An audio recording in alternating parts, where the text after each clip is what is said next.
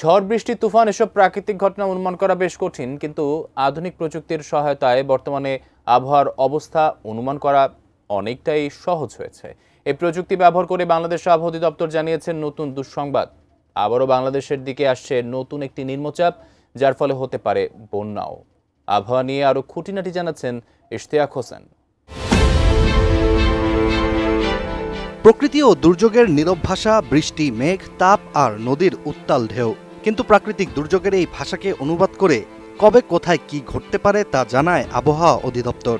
বাংলাদেশ আবহাওয়া অধিদপ্তরের জুন 2025-এর দীর্ঘমেয়াদী পূর্বাভাস যেন তেমনই এক নীরব বার্তার ব্যাখ্যা, যার মধ্যে রয়েছে স্বস্তি, সতর্কতা এবং এক প্রাকৃতিক বিপর্যয়ের ইঙ্গিত। আবহাওয়া অধিদপ্তরের পূর্বাভাস জানিয়েছে, জুনে সামগ্রিকভাবে বৃষ্টিপাত হবে স্বাভাবিক, তবে এর মানে শান্ত আকাশ নয়। চলতি মাসেও একাধিক লঘুচাপের ইঙ্গিত রয়েছে, যার মধ্যে একটি মৌসুমী নিম্নচাপেও রূপ নিতে পারে। অর্থাৎ হঠাৎ কোনো এক দুপুরে মেঘে ঢাকা পড়ে যাবে সূর্য, শুরু হবে ঝুম বৃষ্টি, বজ্র, ঝড়।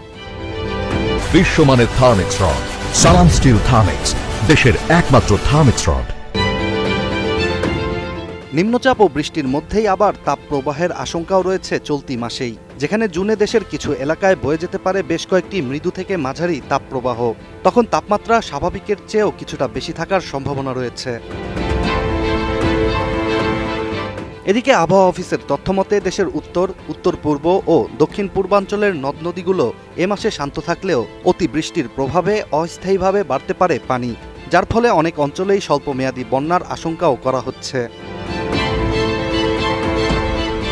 অন্যদিকে দেশের কৃষিখাতের জন্য রয়েছে ভালো খবরও। আবহাওয়া অফিসের মতে দেশের গড় বাষ্পীভবন 3 থেকে 5 মিলিমিটার থাকলে পানির ব্যবহার হবে কার্যকর।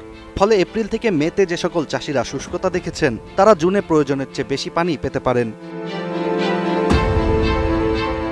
এছাড়া মে মাসটি ছিল এই বছরের সবচেয়ে ব্যতিক্রমী মাস, কারণ মে মাসে স্বাভাবিকের চেয়ে ৬২.৯% বেশি বৃষ্টিপাত হয়েছে, যেটি স্বাভাবিক বৃষ্টিপাতের গড়ের চেয়ে অনেক বেশি। আর মে মাসের শেষ দিনে সিলেটে রেকর্ড করা হয় ৪০৫ মিলিমিটার বৃষ্টি।